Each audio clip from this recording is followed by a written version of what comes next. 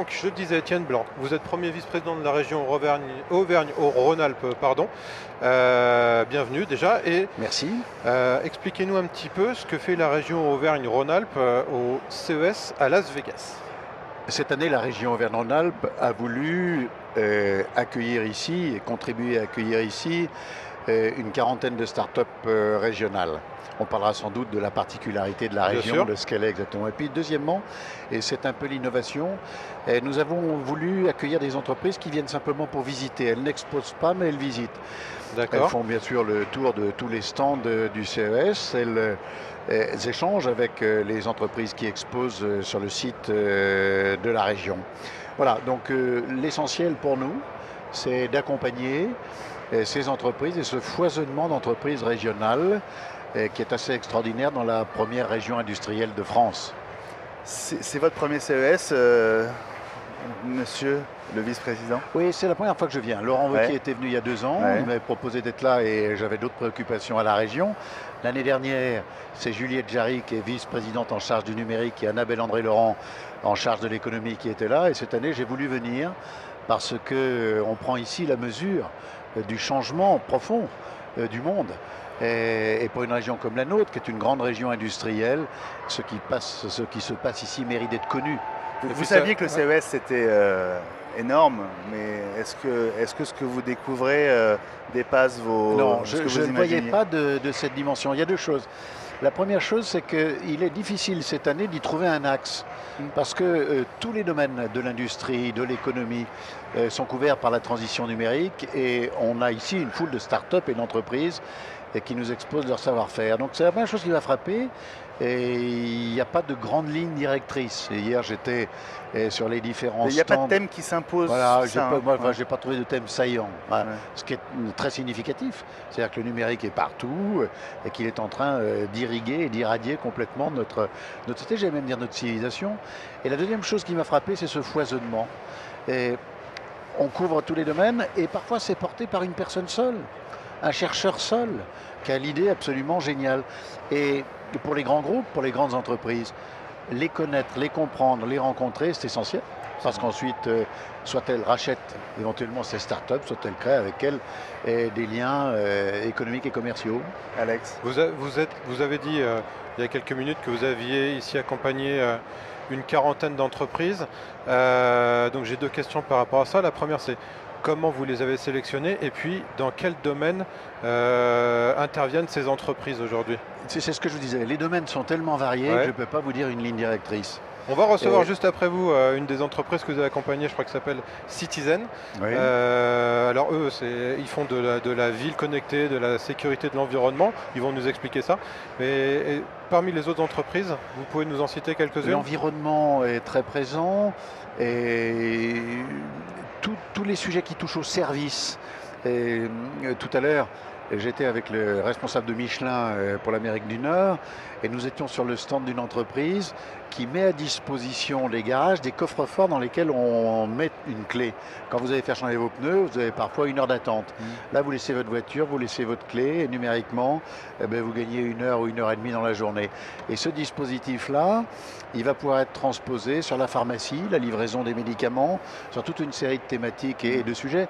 Non, c'est très difficile pour moi de vous dire une ligne directrice. Vous savez, la particularité de Auvergne-Rhône-Alpes en plus, c'est que, je vous dis, c'est la première région industrielle de France et cette région, elle couvre toutes les thématiques, de la sidérurgie à la métallurgie, en passant par la plasturgie, par la plastronique, le développement touristique, la culture, etc. C'est une région qui est très diverse. Donc, la transition numérique, elle accompagne tous les secteurs et il est difficile de trouver un point saillant. On ne se rend pas compte, quand on est en France, la préparation que demande un événement comme celui-là, alors en tout cas la participation à un événement comme le CES. Pour vous, au niveau de la région, à quel moment est-ce que vous avez commencé à préparer ce voyage, à sélectionner les startups? Comment vous avez procédé? C'est un temps de travail qui est très long et pour bien le faire, vous savez, moi je suis ceux qui pensent que le politique qui savait tout faire, qui répond à toutes les questions, c'est un peu révolu. D'ailleurs, je ne suis pas le seul à dire ça. On s'en rend compte en France. Vous l'entendez dire en ce moment. Mais cette époque-là, elle est révolue. Donc, si on veut qu'un CES et la présence française sur le CES se passe bien, il y a 3 conditions. La première, c'est de travailler de manière étroite avec toutes celles et tous ceux qui, dans notre région, travaillent sur la question de cette transition numérique. Et je pense à la métropole de Lyon, je pense à la ville de Lyon, je pense au CEA à Grenoble, etc. Mettre tout ça en réseau. La deuxième chose, c'est qu'il faut s'appuyer sur les entreprises. Et nous avons, avec Minalogic, le pôle de compétitivité qui nous permet d'être en contact avec ces entreprises. Ils sont épatants d'ailleurs. Hein. Comment ? Ils ont été formidables avec nous pour nous aider à préparer justement la partie qui vous concerne. Hein, ils réunissent plus de 200 entreprises. Je tiens à les saluer. La deuxième chose qui est très... Et troisièmement, vous le savez, en Auvergne-Rhône-Alpes, on a créé une agence de développement. C'est très particulier, on est une des seules régions à avoir fait cela. Ce n'est pas un service de la collectivité. C'est une association, elle est coprésidée par Jean-Dominique Sénard, le président de Michelin, et par Laurent Wauquiez. On n'a pas voulu que ce soit un service administratif, on a voulu que ça fonctionne comme une entreprise. Et en fait, Auvergne-Rhône-Alpes Entreprises est au service de toutes les entreprises de la région Auvergne-Rhône-Alpes, les petites comme les grosses, les start-up comme Michelin. Et c'est aussi avec eux que nous avons organisé la venue sur ce salon. Donc quand on travaille avec le bon interlocuteur des entreprises, Auvergne-Rhône-Alpes Entreprises, avec les entreprises, c'est Minalogic, et avec toutes les collectivités, si on arrive à travailler en réseau, Auvergne-Rhône-Alpes est absolument imbattable. Est-ce qu'on a donné le nombre de startups que vous accompagnez ? Une quarantaine. Une quarantaine et plus une vingtaine de visiteurs. Ouais. C'est-à-dire, ils n'ont pas de stand, mais ils viennent. Et ils m'ont dit que sans nous, ils ne seraient pas venus. Et donc, c'est une piste que l'on va continuer à travailler. Une quarantaine plus effectivement ceux qui vous accompagnent, etc. Ça fait une partie d'un avion, ça. Hein. C'est pas négligeable. Bien sûr, mais l'enjeu est tellement considérable. Ouais. Moi, j'en ai pris la mesure en venant ici. Qu'est-ce qui vous a le plus surpris ou surpris en premier quand vous êtes arrivé ? D'abord, c'est la masse, l'espace occupé par le CES. C'est vraiment impressionnant dans cette ville de Las Vegas.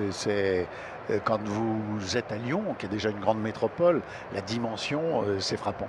Non, mais ce qui m'a le plus frappé, c'est la diversité des domaines sur lesquels la transition numérique a une incidence. L'innovation est partout. Elle est partout.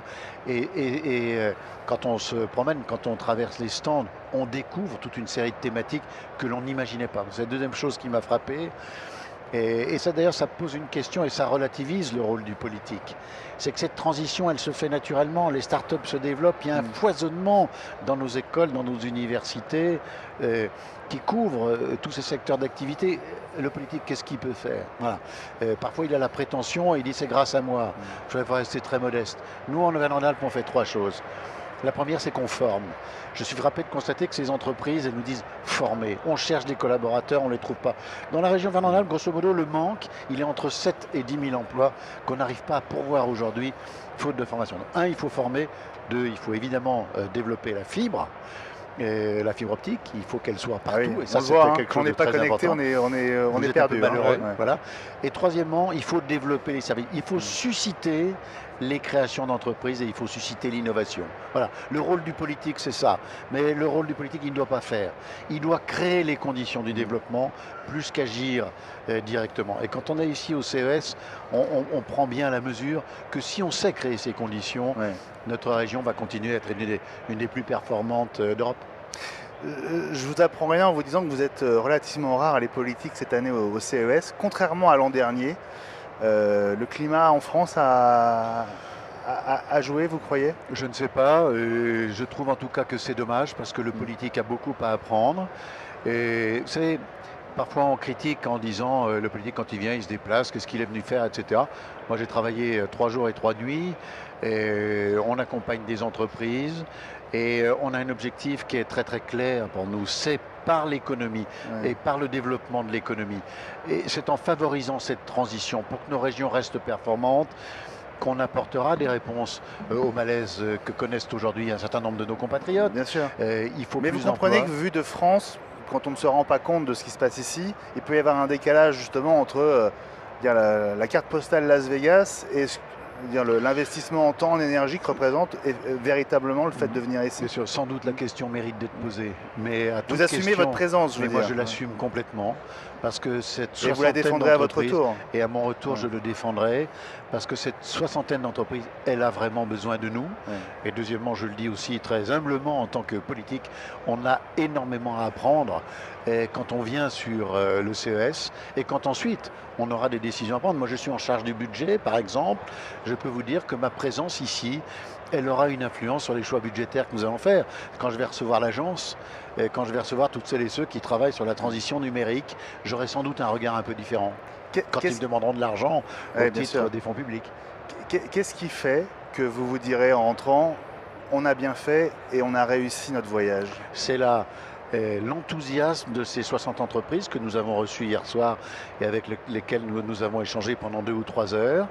Et puis ensuite, c'est toute la déclinaison tout au long de l'année. Et ces entreprises qui ont eu ici des contacts, elles ont rencontré des investisseurs, elles ont rencontré des partenaires potentiels.